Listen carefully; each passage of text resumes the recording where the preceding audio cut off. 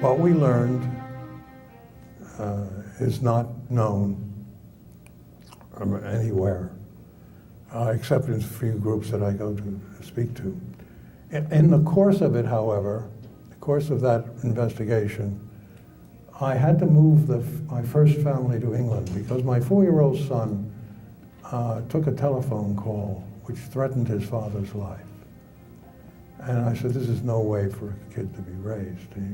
So I moved the family to England, and I was a visiting scholar at Cambridge, and they were all raised in Cambridge. But I commuted from England back and forth. They were safe, and I did what I thought I had to do to get to the bottom of this case. Martin Luther King was shot on the balcony of the Lorraine Motel. That's history. His room was number 306. His room originally had been 202, a secure room, down on the ground floor. My informant, Ronnie Tyler Adkins, was there when his mother received a phone call at Holloman's instructions from his older brother, which said, you've got to move King to 306 or 308, one of the balcony rooms, because he's in too secure a place. So get OZ, who was an employee of the Atkins family, get OZ to go to Jackson and arrange for the change of rooms. So OZ Evers was called. Little Ronnie brought the phone book in from the outhouse, and she called OZ. OZ went to Reverend Jackson, gave him his instructions. Jackson went to Bailey, who owned the motel, but Bailey told his wife, Lurleen, to make the change. As an aside, after Martin King was shot, she screamed, oh my God, what have I done? She ran to her room and locked the door and ended up with a cerebral hemorrhage and died in hospital 5 days later. She knew what had happened, what she had done. So the room was changed, and there was a group there called the Invaders. They were a Black Panther group.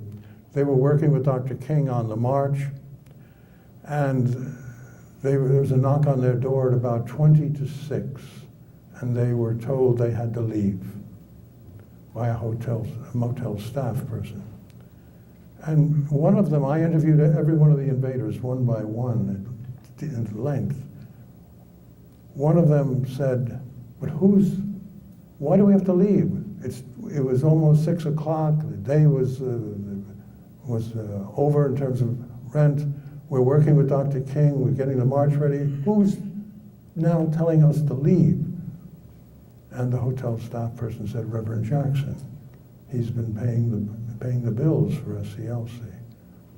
So they got rid of the invaders who were in 2 rooms and who were armed and could possibly have caused a problem. So they got rid of them. Now, those brown bags of money that came in from Hoover through Tolson had various people's names on them, and one of the names was Reverend Samuel Billy Kyles. And the group was to have barbecue dinner at Kyle's home that evening, and Kyles was instructed to get Martin King out of his room on the balcony at 6 o'clock. That was his job. So he knocked on the door at about 10 to 6. Door was open for a few seconds, then closed, and he walked back down the balcony, north on the balcony, and put his hands on the railing and just waited. He built a career for himself by saying he was in the room with Martin King for the last half hour of his life, helping him get dressed and all that. It was a total lie, because I had the police investigators' surveillance reports that just very categorically said what I've just told you.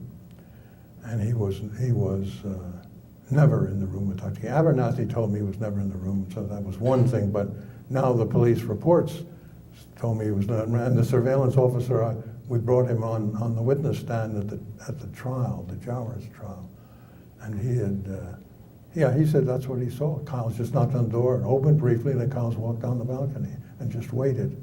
Didn't come up. I always wondered why Kyles didn't come up when Dr. King came out, why he didn't come up for a photo op, but he didn't. Now I know why he didn't, because he knew what was going to happen and he didn't want to get too close to that bullet. The best shot on the Memphis police force was a man called Frank Strouser. And Frank Strouser was out at the pistol range shooting on a regular basis, and he was observed by a man called Lenny Curtis, who was a janitor.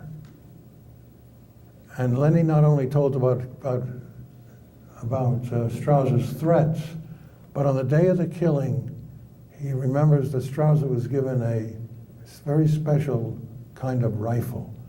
And he practiced with that rifle all day, and he left at 3 o'clock in the afternoon. And he was headed for no good. He was the sniper who shot Martin Luther King Jr. Now, I invited him to lunch. He's still alive, drives a taxi cab in Memphis. I invited him to lunch. I say, you have lunch with me, I'll give you $500. He needs money. So he had lunch. Didn't eat, but he came to sit down at lunch. And he was very non-committal in terms of, I told him it was alleged that he was the shooter of Martin Luther King Jr. And that we had sufficient evidence to get him on this. And he denied it. He didn't have an alibi as to where he was. He hemmed and hawed about that. But then I said to him, I said, now tell me, Frank, what size are your shoes? And he's, with a little smirk on his face, he said, 13 large. And he knew why I was asking, because that was the size of the shoes of the shooter and was heading in the opposite direction. We had the plaster of Paris cast up. So we had it set up so sometime after the lunch, one of my street people, I had a lot of street people in Memphis, Tennessee, because I spent a lot of years there. One of my street people was also a taxi driver who knew Strouser for 25 years, jumped in the back of his cab and said, Frank, I hear Pepper's got enough evidence to have you indicted for the killing of King. What do you think of that? Strouser got all shook up, and he said, what are they going to get me for something I did 30 years ago or knew about? So we had that. We couldn't confront him, because Lenny Curtis, so long as Lenny Curtis was alive, I couldn't confront him because they would have killed Lenny. They knew he was the source. Strouser took him one day down to police headquarters to get some payroll checks, and on the way he took him through the woods. And he bared his gun and said, now, who do you think killed King? Do you think this guy Ray really did it? And of course Lenny said, oh yes, of course he did it. He did it. I said, yeah, well, I hope that's your real opinion, Lenny. And then another time, Lenny was opening the door to his house to go in and he started to light a cigarette, and he smelled the gas. They had turned on the gas in his house. They quickly put it out. There was an unmarked car across the street in front of his house, and frequently that unmarked car was there. And there was a V built into a tree looking down into his kitchen window. So they were intimidating, but they didn't kill. I knew if I moved too quickly, I had to wait till Lenny died.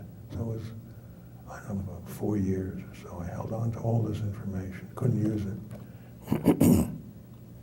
Finally, Lenny died, and I was able to use it and able to confront our friend Frank Strouser.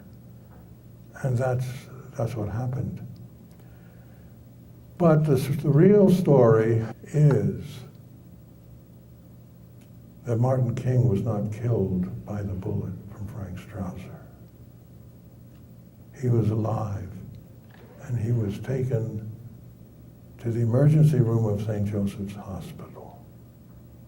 And they were working on him feverishly, trying to give him life, restore his life. And Dr. Breen Bland, who was the head of neurosurgery, came into the emergency room at one point and said, "Stop working on that nigger and let him die.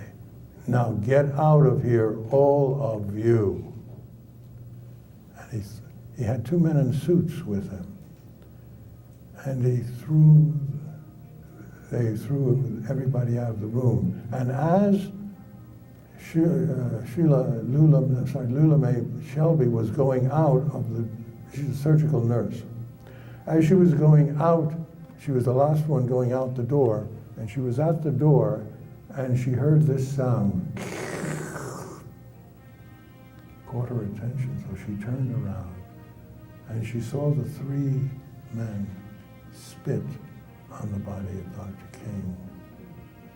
And then she saw Dr. Breen Bland, the neurosurgeon, take a pillow and put it over his head and face and suffocate him to death. He was still alive.